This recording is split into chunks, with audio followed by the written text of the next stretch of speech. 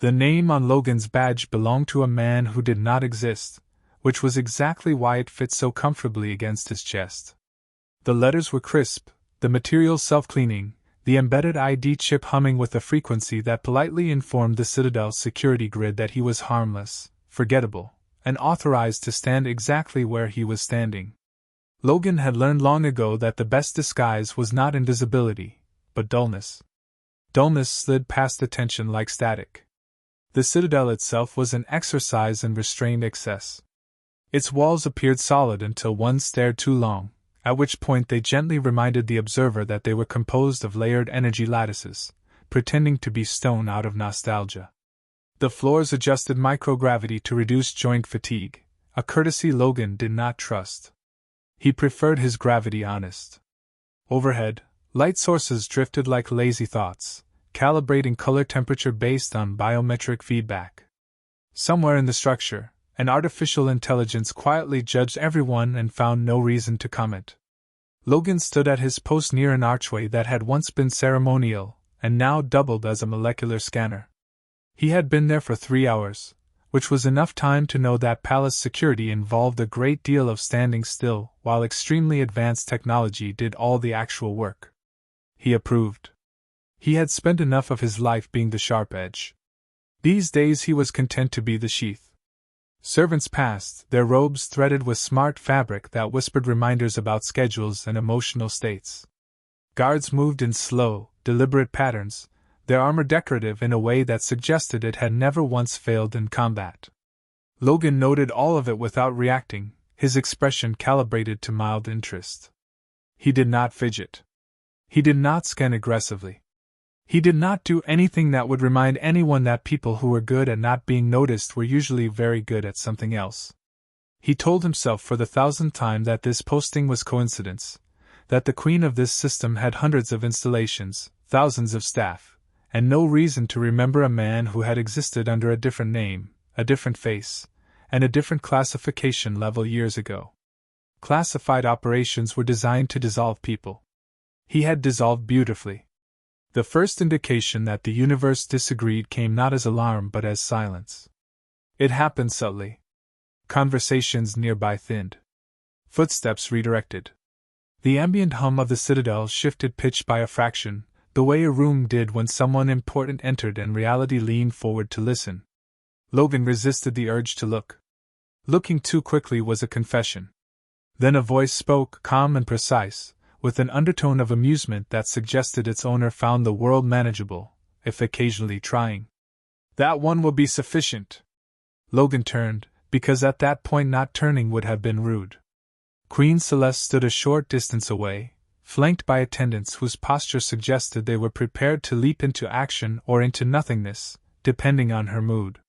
She appeared human at first glance, tall, composed, dark hair gathered simply. But the long, elegant ears that swept back from her temples marked her as unmistakably alien. They were not exaggerated, not ornamental. They were practical, expressive, and currently angled in a way that indicated focused curiosity. Her eyes met his, and Logan felt a familiar tightening in his chest. Not fear, recognition. The dangerous kind that did not rely on memory. She dismissed her attendants with a gesture so economical it bordered on lazy. They obeyed instantly, retreating without surprise, as if being alone with a background guard was the most natural thing in the universe. Logan considered several responses, discarded all of them, and settled on respectful silence. "You've been standing there for hours," Celeste said, her tone conversational. "Either you are exceptionally disciplined, or you are very good at pretending to be bored." "Both," Logan said before he could stop himself, then immediately regretted the honesty. A faint smile touched her lips. "I suspected as much." She circled him slowly, not like a predator, but like someone inspecting a familiar object from a new angle. Logan kept his posture neutral, his breathing steady. Internally, he catalogued exits, security fields, and the unfortunate fact that the archway behind him had sealed at some point without his noticing. He told himself it was standard protocol. He had lied to himself better. "You chose an unremarkable name," Celeste said lightly. "That takes effort." Most people who want to hide choose something dramatic. Shadows, ghosts, numbers. I like to keep expectations low, Logan replied. It's a personal philosophy. She stopped in front of him. Her ears shifted slightly, an alien gesture that conveyed something between amusement and satisfaction. That would have worked, she said, if I had not spent years remembering how you stand when you think no one is watching. The room seemed to hold its breath. Logan smiled because sometimes humor was the only tool left. I get that a lot, he said. Very distinctive posture. She met his smile with one of her own, warmer now and infinitely more dangerous. Logan, she said softly, speaking the name he had not used in years. You were never very good at disappearing. And just like that, the past, which he had so carefully buried, tapped politely on the present and waited to be let in. Logan had always assumed that if the past ever caught up with him, it would do so noisily. Sirens, weapons, someone shouting a name he refused to answer to. What he had not anticipated was a quiet room, a sealed archway, and a queen who looked mildly pleased, as if she had just solved a puzzle she'd been turning over in her mind for years. Silence stretched. It was not hostile, just deliberate. Logan decided that if he was going to be exposed, he would at least be comfortable about it. I should point out, he said, that a lot of people stand this way. There might be an entire support group. Celeste's eyebrow lifted a fraction. You place your weight on your left foot when you're relaxed, your right when you're preparing to move. You tilt your head 3 degrees when listening, as if measuring the honesty of the speaker. And you never look directly at exits unless you already know where they are. She paused, then added almost cheerfully. Also, you make jokes when you're nervous. Logan sighed. That one's just rude to point out. Her smile widened. The long ears shifted again, angling forward now, an unmistakable sign of engagement. You see? Still you. He resisted the urge to rub his face. Years of training told him to deny, deflect, redirect. Years of exhaustion told him that lying to someone who clearly enjoyed the truth was a waste of energy. You're very observant, Your Majesty, he said carefully. She waved a hand. Please don't do that. I'm not interrogating you. If I were, the walls would be glowing and you'd already be sitting down. As if on cue, one section of the wall pulsed faintly, then settled. Logan glanced at it. Is that thing listening? Always, Celeste said. But it's been instructed to forget this conversation. That seems unsafe. She shrugged. It owes me a favor. Logan laughed despite himself. The sound surprised him. It had been a long time since he laughed without calculating the consequences. Celeste stepped closer, close enough that he could see the fine circuitry patterns woven into the fabric of her attire. Technology masquerading as tradition. Up close, the alien nature of her was more apparent. Not monstrous, not exotic in the dramatic sense, just subtly different. Her ears caught light differently. Her eyes reflected data streams he could not see. You vanished, she said, and the humor softened into something quieter. One day, there were reports, fragments, classified echoes, then nothing. Do you know how unsettling it is when an entire person becomes a redacted space?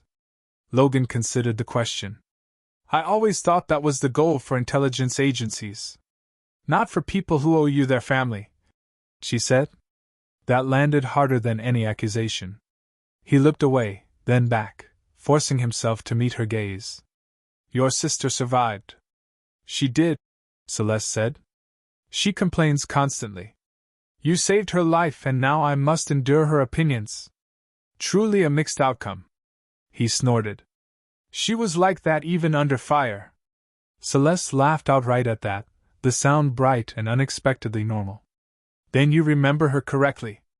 They stood there, 2 people bound by a moment years gone, surrounded by technology advanced enough to bend physics yet powerless to smooth the awkwardness between them.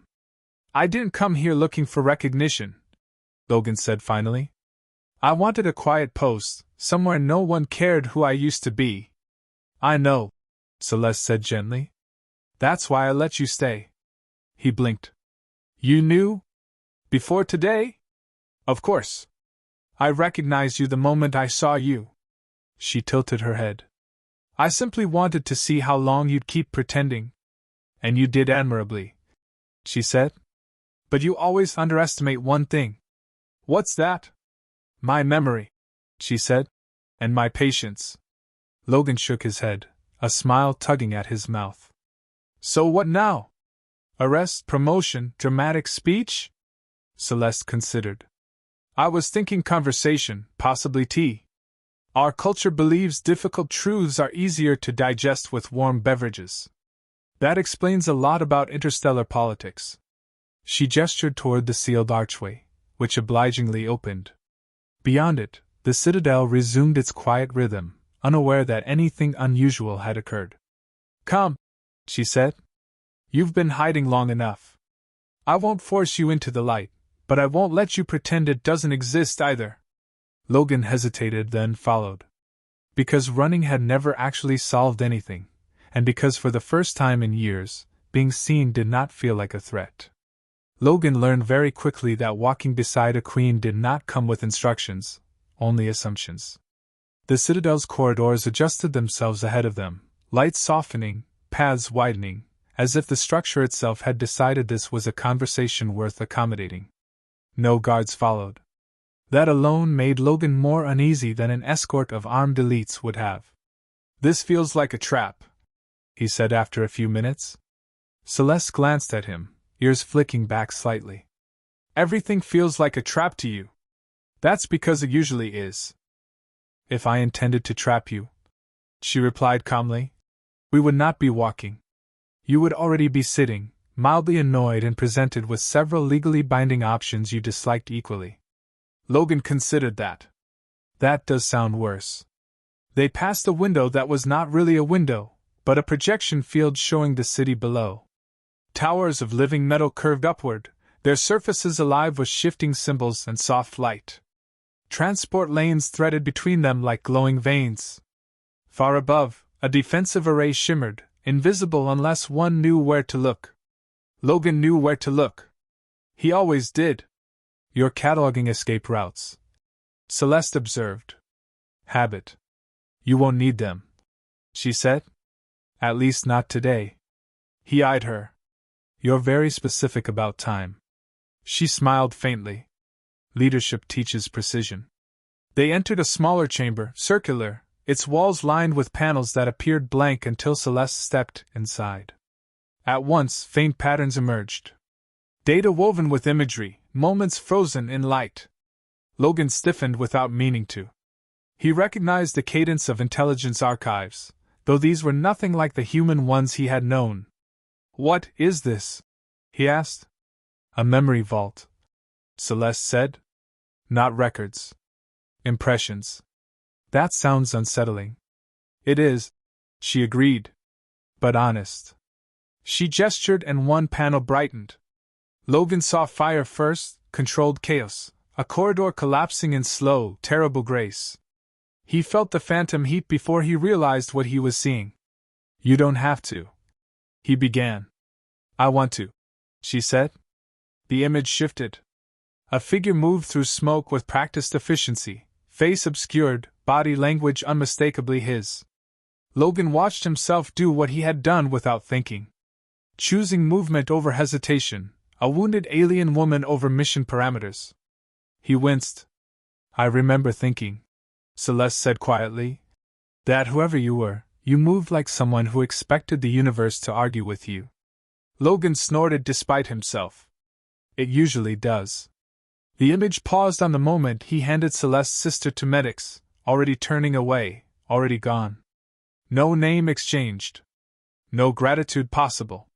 You disappeared after that. Celeste continued. Officially, you never existed. Unofficially, I kept finding traces, patterns, gaps where someone like you should have been. He folded his arms. I wasn't trying to be dramatic. I know, she said. That's what made it worse. She dismissed the image and the chamber dimmed. Logan exhaled slowly. You could have exposed me. I could have. She agreed. but I wanted to understand why someone would save a future queen and then refuse to be seen. He considered, then shrugged. I was tired of being thanked for things that broke me.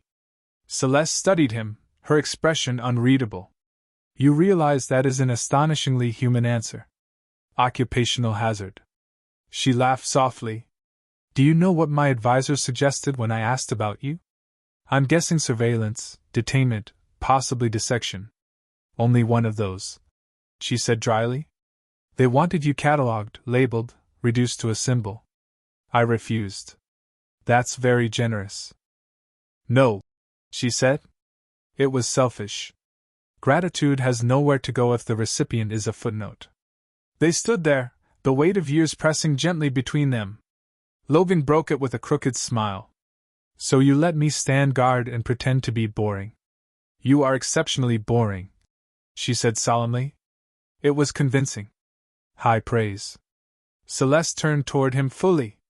Now, I didn't bring you here to force you back into anything. I brought you because secrets, when left alone too long, rot. I wanted you to hear that you mattered, that you still do.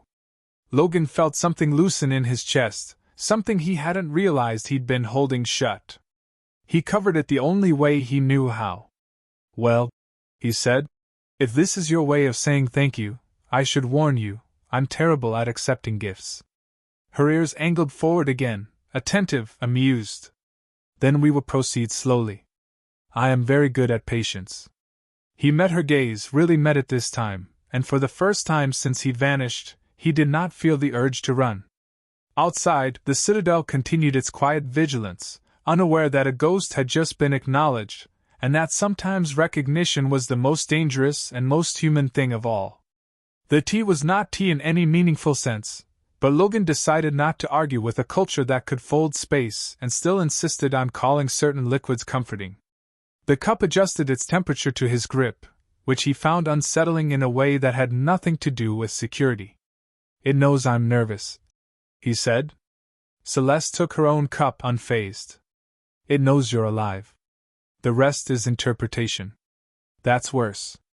They sat in a room that felt intentionally ordinary. No grand views, no shimmering vaults, just smooth walls and a low table that projected faint constellations across its surface.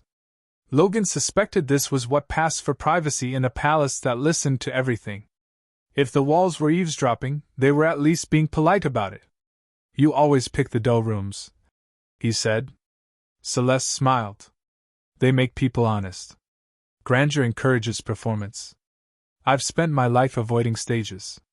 And yet, she said, glancing at him over the rim of her cup, you walked into mine.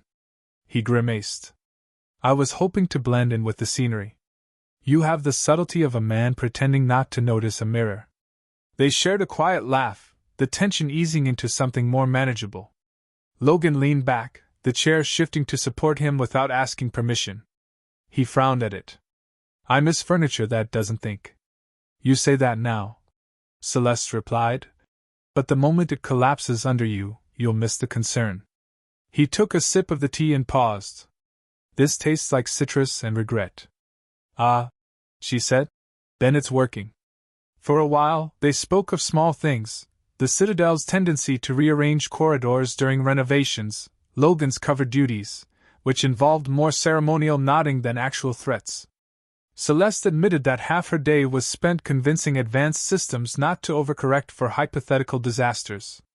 One time, she said, the defense grid decided a meteor shower was an invasion. What happened? We apologized, she said, to the meteors. Logan laughed genuinely this time. It felt strange, the sound echoing softly in a place that had once been associated only with vigilance and restraint. Eventually, the conversation circled back, as it always did, to the thing neither of them had named. You don't know me anything, Logan said, staring into his cup. I made a choice.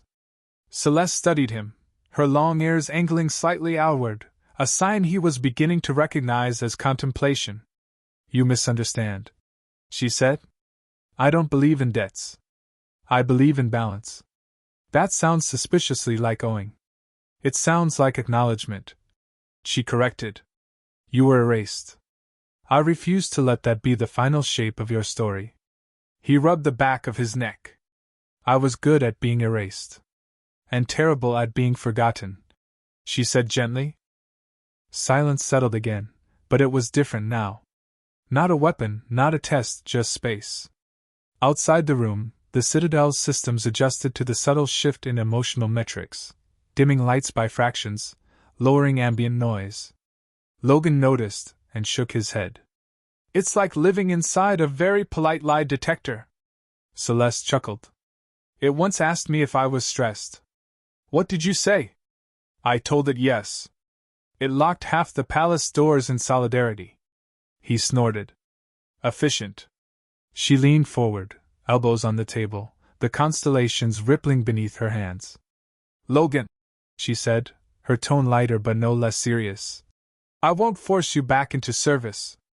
I won't parade you as a hero, but I won't pretend you're nothing either. He met her gaze. And if I say I'm not ready? Then I will say, she replied, smiling faintly, that readiness is overrated. Staying is enough. The room hummed softly, as if agreeing. Logan exhaled, feeling the weight of years settle into something that no longer pressed quite so hard. Well, he said, lifting his cup. In that case, I suppose I can stop pretending this is just a quiet assignment. Celeste raised her own cup in return. Progress, she said. They drank, and for the first time since he had chosen to disappear, Logan felt something unfamiliar and dangerous take root. Not fear, possibility. The first sign that staying would not be simple arrived disguised as a scheduling notification. Logan was standing at his post again, same archway, same politely judgmental molecular scanner, when the air in front of him shimmered and resolved into a floating glyph. It hovered at eye level, pulsing once, the universal language of systems that expected to be obeyed. Royal request. Attend strategic session. Optional. He stared at it. That's not how optional works. The scanner hummed in what he suspected was agreement. Logan tapped the glyph. Decline. The glyph pulsed again, brighter. Optional denial requires explanation. Of course it does, he muttered. By the time he reached the chamber, larger than the tea room, smaller than a throne hall, he had already resigned himself to the fact that this was exactly how things started. Quiet conversations, gentle acknowledgments, and then suddenly you were in a room with glowing tables and people who expected answers. Celeste stood at the center, hands resting lightly on a projection of the system's borders. The map was alive, shifting in response to distant signals, probability forecasts blooming and fading like nervous thoughts. Around her were advisors, strategists, and one artificial intelligence represented by a column of softly rotating light that radiated polite disapproval. Logan stopped just inside the doorway. Ah, Celeste said without turning. You came. I tried not to. She smiled anyway. An advisor glanced at Logan, then at Celeste. Your Majesty, is this someone who knows how to listen? He knows how to think, Celeste said smoothly. Which is more than can be said for half this room. The column of light flickered. Statistically inaccurate. Emotionally precise, Celeste countered. Logan folded his arms, posture relaxed but alert. He recognized the tone of the room immediately. Controlled urgency. Too many variables. Someone had said manageable risk, one time too many. A sector on the map flared amber. Pirate syndicates, an advisor said. Or something pretending to be. They're probing trade routes with technology that shouldn't exist. Logan leaned forward slightly despite himself. That pattern's wrong. Several heads turned. Celeste's ears angled toward him. Go on. They're not stealing cargo, he said. They're testing response times, mapping delays. Someone's checking how fast you bleed. The room went quiet. The AI spoke. Correlation accepted. Probability of escalation increased by 23%. Celeste exhaled slowly. Which means, she said, someone is preparing to make a statement. Logan straightened. That's not pirates. No, she agreed. It's politics with teeth. An advisor frowned. With respect, Your Majesty, how does a background guard? Celeste turned and the room adjusted itself around her authority. Save my sister, she said. Disappeared from classified operations. Notices patterns faster than most predictive systems. That answers your question. Logan winced. I preferred it when I was just boring. You were never boring, Celeste said. You were quiet. The meeting continued, tension thickening but never tipping into panic. Logan spoke only when asked, which was more often than he liked. He pointed out inconsistencies, suggested redundancies, made one joke about how any plan that relied entirely on perfect execution was fantasy genre, not strategy. The AI flagged the joke as irrelevant humor, and then quietly adjusted 3 variables. When it ended, the room emptied with the controlled haste of people who now had too much to do. Logan lingered near the projection table. Celeste joined him, her expression thoughtful. You said you wouldn't force me, he said. I didn't, she replied. You spoke because you wanted to. He sighed. That's worse. She laughed softly. You're angry. I'm conflicted, he corrected. Anger would be simpler. Celeste studied the map, then dismissed it with a gesture. The chamber dimmed, leaving only the 2 of them and the faint hum of systems recalibrating. I won't ask you to become what you were, she said. I won't even ask you to stay. And yet, Logan said, the universe seems determined to involve me. She tilted her head. You once ran into fire for people you didn't know. That was different. How? He opened his mouth, then closed it. I didn't have time to think. Celeste's gaze softened. Then perhaps thinking is the real danger. They walked together through a corridor that slowly transformed into an observation bridge. Outside, ships moved in disciplined arcs, their drives leaving faint distortions in spacetime like scars that would heal in minutes. You know, Logan said, if I stay, I'll be seen. Yes. I'll be useful. Yes. And eventually, he added, someone will remember my real name. Celeste stopped, turned to him fully. I already do, she said. The question is whether you can live with that. He looked out at the stars, at the impossible distances folded into navigable space by technology that treated reality as a suggestion. He thought of silence, of erasure, of how light always found its way back into places that tried to forget it. Logan smiled, tired and genuine. I suppose, he said, I've been hiding from worse things than enemies. Celeste's ears angled forward. Please, but careful. Then stay, she said. Not as what you were, not as what they want. Stay as yourself? He nodded once. On one condition. She arched a brow, already negotiating. I want my job description updated, he said. If I'm going to be involved, I'd like fewer surprises and better coffee. She laughed, bright and unguarded. Agreed. Somewhere deep in the citadel, systems adjusted. Not for threat, not for defense, for a man who had stopped running. Logan discovered that once you stopped running, the universe developed a sense of humor about it. His first full day after the strategic session began with a corridor that refused to acknowledge his existence. He stepped forward. It did not light. He stepped back. It lit cheerfully for someone else. He stared at it. Don't do this, he said quietly. The corridor remained unmoved, an elegant stretch of polished architecture that had decided he was optional. A moment later, the air shimmered and Celeste appeared beside him, hands clasped behind her back, ears angled in what he was learning meant amusement held in check. It's recalibrating, she said. To what? To you, she replied. The Citadel updates access based on relevance. That feels personal. It is, she said lightly. You've gone from background to variable. Logan sighed. I knew this would happen. The building knows. Celeste smiled and the corridor obligingly illuminated. It always does. They walked together through sections of the Citadel Logan had never been allowed to see. Laboratories where matter was coaxed into remembering shapes it had never held. Gardens grown under artificial stars, their plants responding not to light but to music encoded in radiation. A training hall where gravity shifted in polite increments, daring anyone inside to lose their footing without admitting it had been unfair. "You live like this every day?" Logan asked. "I rule like this every day," Celeste corrected. "Living happens in between." He nodded. That made sense in a way strategy briefings never had. They stopped at a balcony overlooking a hangar where ships rested in geometric patience, hulls alive with self-repairing alloys. Engineers moved below, assisted by drones that hummed with opinions. Celeste leaned on the railing. "They're arguing again." "Who?" "The drones.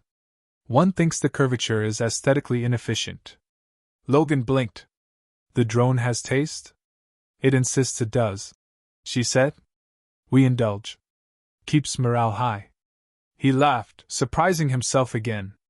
The sound felt less foreign now, like a muscle remembering its purpose. They stood in companionable silence for a while. Logan's mind, unfortunately, did not share the mood. It replayed patterns, threats, the amber flare on the map. Staying had consequences. Being seen had consequences. He cleared his throat. "You know they'll push," he said. "Your council, your allies, they'll want me formalized, named, filed." Celeste nodded. "They already are." That was fast. "I told you, you were never boring." He grimaced. "I liked boring." She turned to him, expression serious but not unkind. "Logan, my people have a saying. What is hidden too long forgets its own shape." "That's ominous." "It's meant as a warning," she said, and occasionally encouragement. They resumed walking, descending into older sections of the citadel, where the technology was less polished, more honest. Walls bore the faint scars of upgrades layered atop tradition. Here, the systems did not anticipate. They reacted. "This part was built before predictive architecture," Celeste said. "It doesn't know what you'll do next." Logan relaxed a fraction. "I like it already." They entered a chamber filled with soft, shifting light. At its center hovered a crystalline structure, facets catching and bending reality. "What is that?" he asked. "A recognition engine," she said. "It records actions that cannot be quantified.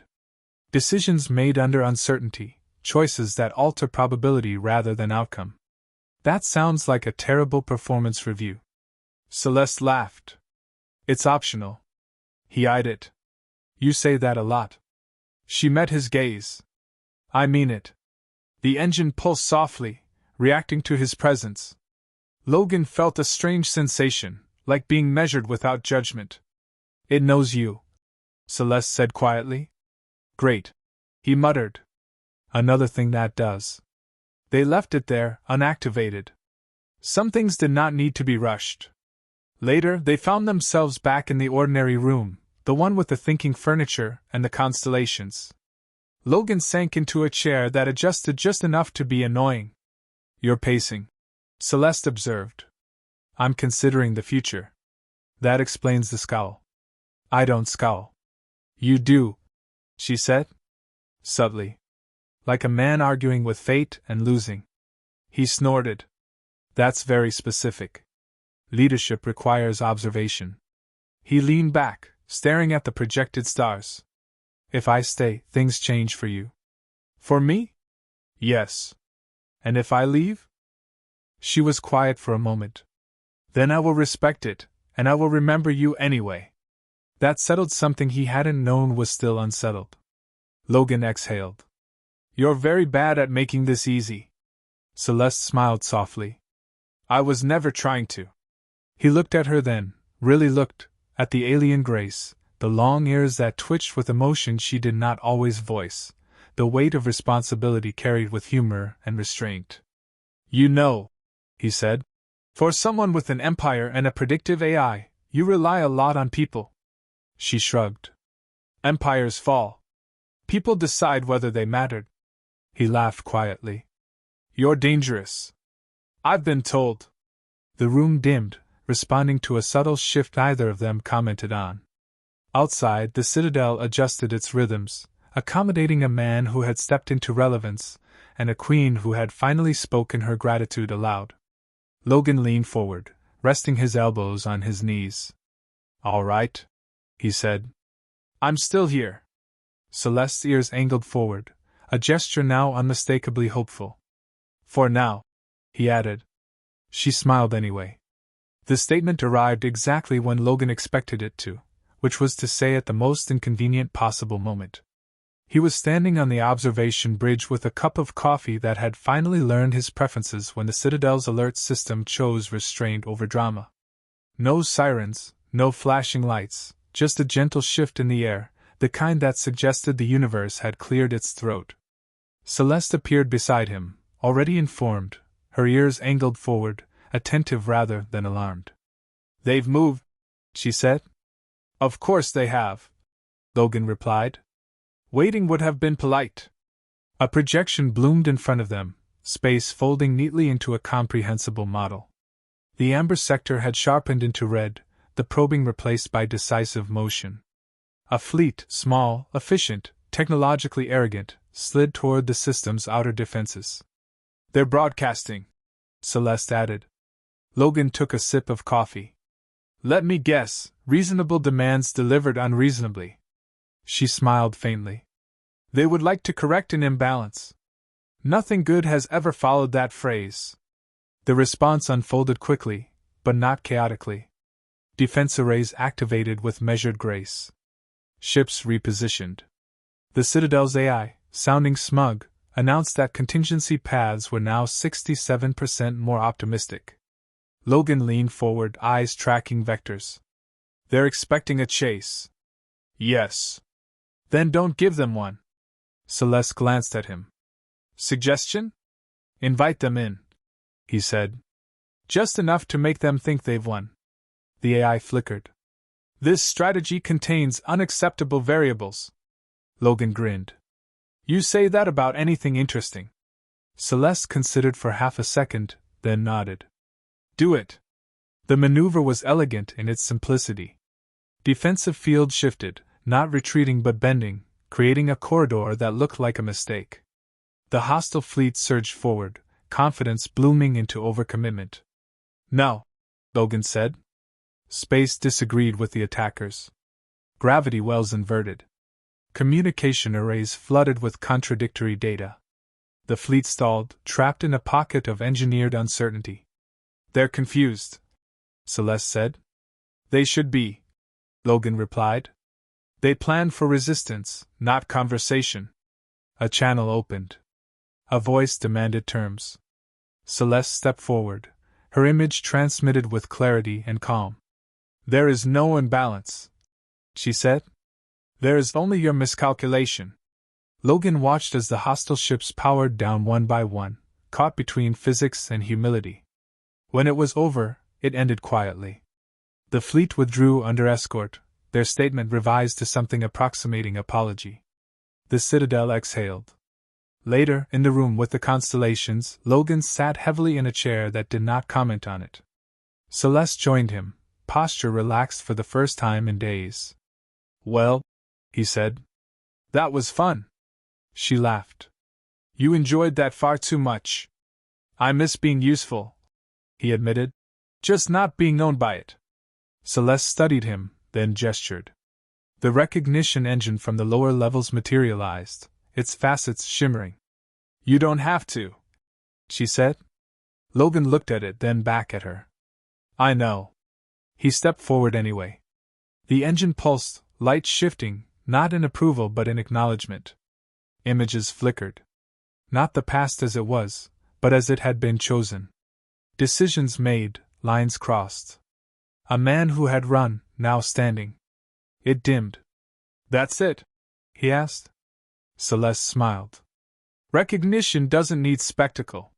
He nodded, feeling something settle into place. Not relief, acceptance. They walked out together, the Citadel adjusting without fuss. Logan stopped at the archway where this had begun, the scanner humming familiarly. "You know," he said, "I could get used to this." Celeste tilted her head. "Staying?" "Being seen," he corrected. On my terms. She extended a hand. Not a command, an invitation. Then stay, she said. Not as a ghost, not as a symbol, as yourself. Logan took it, her grip warm, real. All right, he said. But I'm keeping the coffee. She laughed, and somewhere deep in the citadel, systems recorded a simple, improbable truth. The man who had tried to hide was no longer running.